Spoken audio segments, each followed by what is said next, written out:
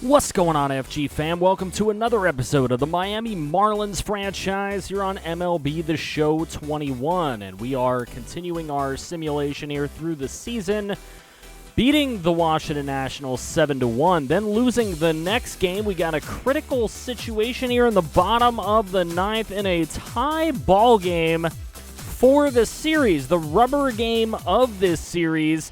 And it is Freddie Peralta on the mound against Trey Turner, who grounds it down the first base line. That will end the ninth. So we go to extra innings in Washington. Eloy Jimenez gets the opportunity to pinch hit here today. 14 home runs, batting .246 on his season. It hasn't been a great year for Eloy, and he continues that here at the plate with a ground out. But he does move the runner over to third base. That is important to note here. Javi Baez coming up, and he gets the single right past second. That will bring the runner home and make it a 5-4 ball game, so the Marlins will carry a lead into the bottom half of the inning. Mike Trout comes up, and he will swing through the very low four-seam fastball that will take him out of this ball game. That'll bring up Rafael Devers, who takes the beanball on the back. He's not happy about it, but he'll take his base at first for Gleyber Torres to lace one, but it is into the second baseman's glove. And it'll be Ryan Muller entrusted to close this game out here in the nation's capital. Muller already with 30 saves on the season, and Hunter Renfroe right back to the pitcher. He'll be out at first, but again, they've moved their runner over to third base for an opportunity to tie. It's Miguel Andujar who gets the base hit single, and the game will continue as long as the Marlins can get out of the 10th. Here is Adley Rutschman, and that is absolutely drilled to center field and gone like a girl in a country song. She ain't coming back, and neither is that ball. Adley Rutschman crushes the seams off of a baseball and gives the Washington Nationals a home win in the bottom of the 10th. They're waiting for him. Look at that big 3-ball from Adley Rutschman. And there you go. The Washington Nationals will come away victorious at home. Luis Garcia gets player of the game. He was 2 for 4 with a homer and a triple. So he was really just a single and double shy of the cycle. So they get the rubber game. We end up losing that series 2-1. We move on to a big series against the New York Mets. They're actually in the lead 3-2. Mike Trout will strike out for out number 1 in the 9th inning, trying to make this comeback here at home at South Beach Park. And Gleyber Torres with a ground ball that will end up being a base hit. That is how they score it, and he's on with 2 away for Rafael Devers, who will come up, and that will be the final out of the ball game. So the Mets get a win on the road at South Beach Park, and they're making it tough here for these Miami Marlins to close the season. They want to win this division badly. Ohtani will take the loss. Edwin Diaz gets the save for New York, and Joey Lucchesi gets the win and player of the game honors. Gleyber Torres and Mike Trout hit solo shots in this game, but it just wasn't enough. Now, a definite loss of the series. We do win Game 3 of it, 11-1 in a kill fashion, but it's too late. Losing 2 division series in a row is definitely tough when you are getting late into the season in the dog days of August. We 2-game sweep against the Boston Red Sox at home, and then taking on St. Louis on the road here, where the Arch resides. It's Ryan Muller in the bottom of the 9th looking to close this game out. There's an out. They don't attempt to tag the runner from third, so it's Dylan Carlson, and he will strike out on the running fastball. 92 miles an hour does get by him, and Miami gets an 11-10 win on the road in St. Louis. Guillermo Marquez goes to 5-0 on the season. Mike Trout, player of the game. He had 2 doubles, 2 RBIs on the day. Seth Elledge would be saddled with the loss. He didn't even get through a 10th or a third of an inning and gave up 3 runs. We lose the chance to get a sweep against St. Louis on the road, but it's a successful series nonetheless. Now we're going into a really big series against the Philadelphia Phillies on the road in Philly, a tie game in the bottom of the ninth here in Philadelphia. 2 away.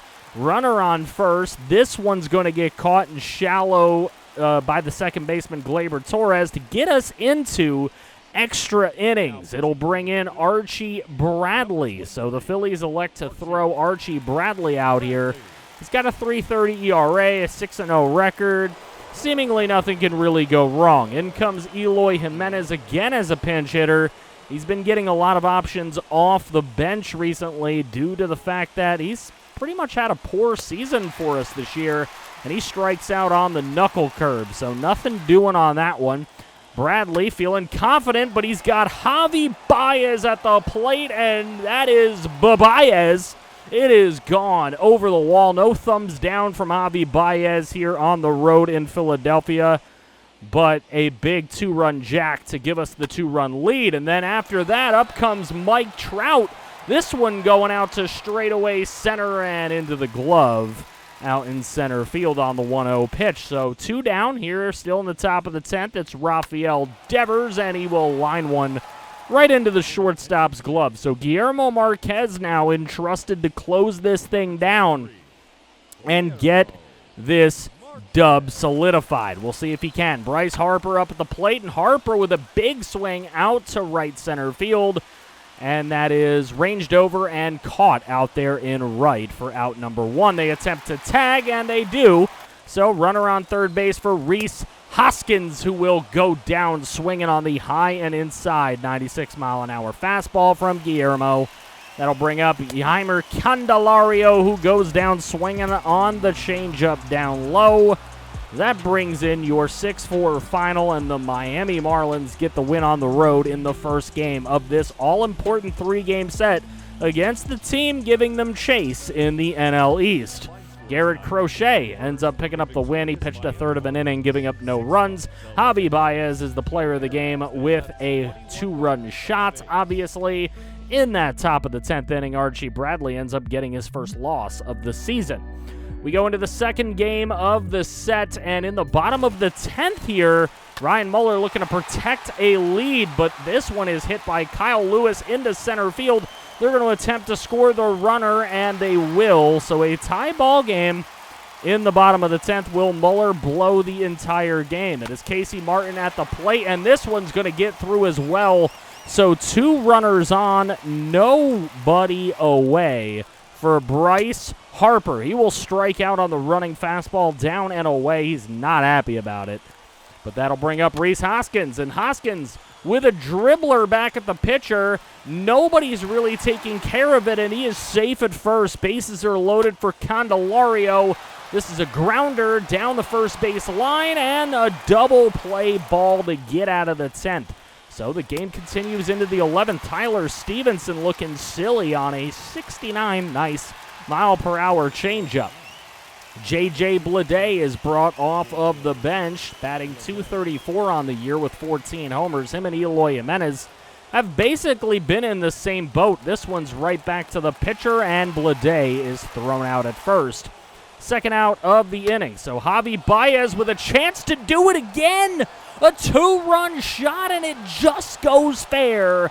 Baez, that one is gone. 371 feet. It is his 36th home run of the season. He is having a great season for these Marlins. Jordan Hicks is the one entrusted to close this thing down in the bottom half of the 11th. Can he get us through it and get us the win? 9-7. There's a strikeout right there. Looking a little bit silly on that one for the first out. Patrick Mazeika coming up, and this is a fly ball. It is a high fly ball over to third base and into foul territory. It is caught. Now another high fly ball into left, and that will seal the ball game as the Miami Marlins get the win on the road at Citizens Bank Park here today. 9-7. Took a little bit longer than they would have liked. Ryan Muller ends up getting the win instead of the save. He goes 1-5 on the season. Archie Bradley with his second straight loss he is saddled with, and only a second loss of the season as a whole. Gleyber Torres goes 4 for 5 as the player of the game. So now in that third game, a chance to get the sweep at Citizens Bank Park. Can the Marlins do what it takes to get that win here? Now, their offense, they have a .262 batting average here. Alex Wood will be their opposing pitcher. A .459 ERA with a .139 whip. Javi Baez in the first inning. Is he doing it again? Baez! It is gone. Javi Baez with his 37th slam of the year. It is a leadoff home run in this ball game. Mike Trout comes up with a runner on first, and this one has a shot. Trout said, "Get the hell out." It is gone. A bomb to left field, 392 feet for Mike Trout's 31st home run of the season, and the Marlins are piling it on early on Alex Wood. J.J. Bleday comes up here with 2 away in the first inning, and he hits one down the left field line. That is going to be a double, putting 2 runners in scoring position with 2 away for Tyler Stevenson, who goes down swinging on the low changeup. So no additional runs coming through that inning, but it's still a 3-0 lead for Jesus Luzardo, who's been the Marlins' best pitcher statistically this season. And this one's laced over Eloy's head. No, he will make the catch out there in left field for the out. Corey Seager comes up in the bottom of the first, and he will go down looking. The backwards K on Corey Seager.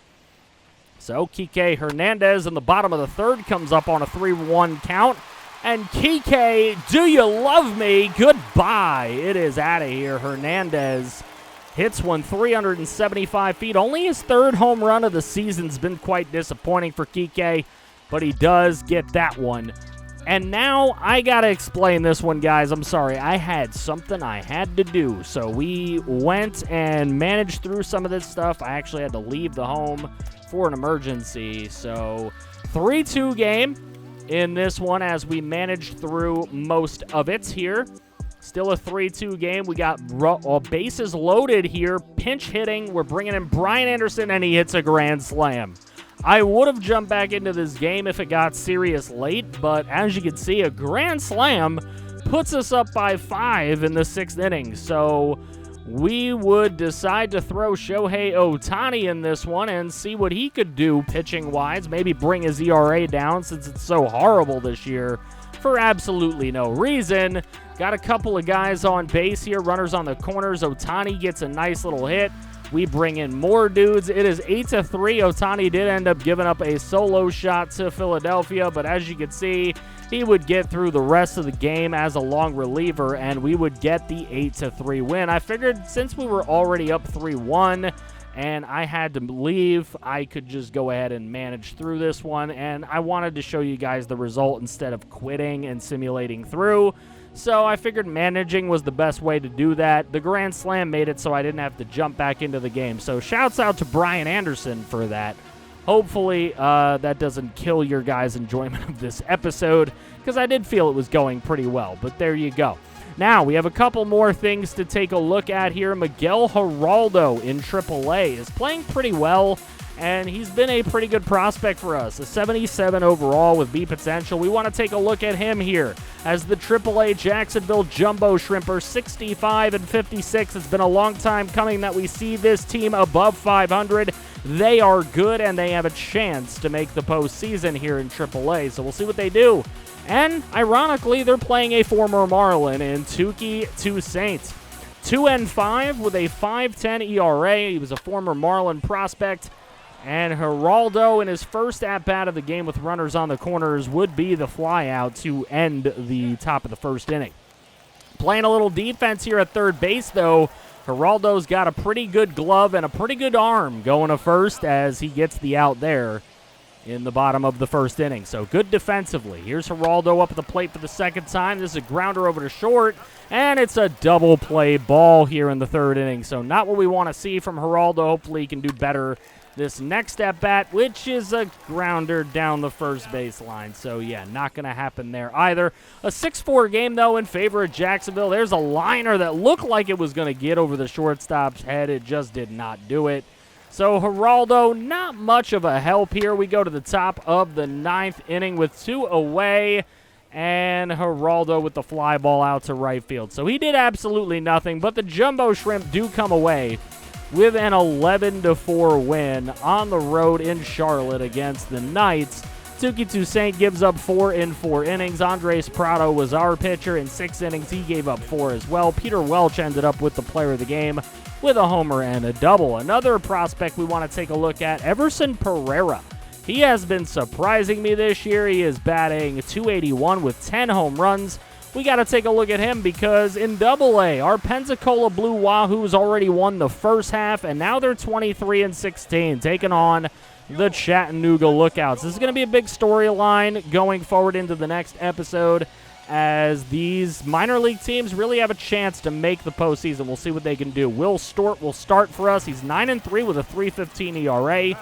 This is Everson Pereira's splits. He's way better against righties than lefties.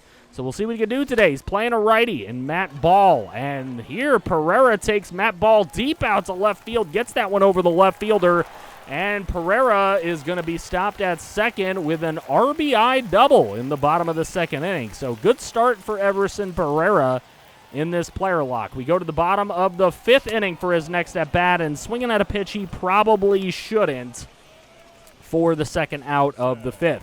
We go to his next at-bat in the 7th inning. Chattanooga's up 6-2. Broken bat down the first baseline, and he has stepped on first base for the out. We go to the bottom of the 9th, his last opportunity, and he does get a bloop single into right field here. Pereira would get himself on first base. Could these Pensacola Blue Wahoos do anything with it? This is a hit out to left field, but it is caught for the final out of the game, and the Chattanooga Lookouts steal a road win, 6-2 against our Pensacola Blue Wahoos. That 5-run 7th inning was the killer in this one. TJ Friedel gets player of the game for them with a 2-run home run. Matt Ball does get the win, 6 innings, 2 earned runs. Adam Klopfenstein is saddled with a loss. He must have given up 4 of those 5 in the 7th inning, so not good relief ball by Adam Klopfenstein. So we will go ahead, sim kind of through September. We'll show you guys who will be those September call-ups right here. It'll be Riley Green getting the call to the majors here in September call-ups. We will also be bringing in relief pitcher Thad Ward, so he will get promoted to the Major League squad as well. Taking a look at how the stats are shaping up, Gleyber Torres batting .302 for us in a lot of games, so he has had a great sample size. Willie Castro hasn't played a lot of games for us, but Willie Castro has been a very good bench player for us. We're hoping Riley Green can maybe provide some kind of spark whenever he is given an opportunity. Jesus Luzardo has definitely been our best pitcher in the majors this year. Max Meyer has the same ERA, and he has pitched really well as well. Those two guys hopefully can carry us once we get to the postseason, which there's no doubt we will at least be a wild card team in my eyes. But hopefully those guys can get us to do a little bit more. Brandon Hernandez batting .307 in AAA. I'm very shocked, and I'm very happy to see it from him because he is a user prospect. Everson Pereira got moved up to AAA due to the moves, so we'll see what Pereira can do in AAA with the Jumbo Shrimp. We move to AA stats, and Grant Levine, man, he just plays well every single year. 9 home runs, batting .306. Hopefully he just continues to do that throughout this entire series. Bobby Ashburn was batting really well before he got hurt, but he hasn't gotten to play a lot of games. You can see a couple of the guys that got called up here from single A to double A once we made those September call-ups, and we'll see how they can do the rest of the season. Looking at the standings, the Marlins are up 9 games now on the Phillies, thanks to that sweep and domination in Philadelphia at Citizens Bank Park just about 3 days ago. So good start there. The Brewers lead by 5.5 over the Reds in the Central, and the Dodgers lead by 16 over the Padres. So the divisions are pretty much set in stone with just a month left in the season. Rays and Yankees are tied there in the East. The Indians have a 4-game lead, and the Athletics have a 5.5-game lead. So the AL, a lot more drama going on in the American League than our National League. Jumbo Shrimp are now tied with the Durham Bulls, so there is an opportunity that they could get to the postseason or choke it away And the Blue Wahoos won the first half. They are currently winning the second half. How do you feel about our three organizations in the rest of this month? Here's what the AAA and AA teams have left. They got until about the 22nd of September. And, of course, our Marlins don't have a lot of time left either. Please drop a like on the video if you enjoy the series and want to keep it going. And make sure you hit the subscribe button if you're new to the channel. If you want to see more franchise, click right here to see some more.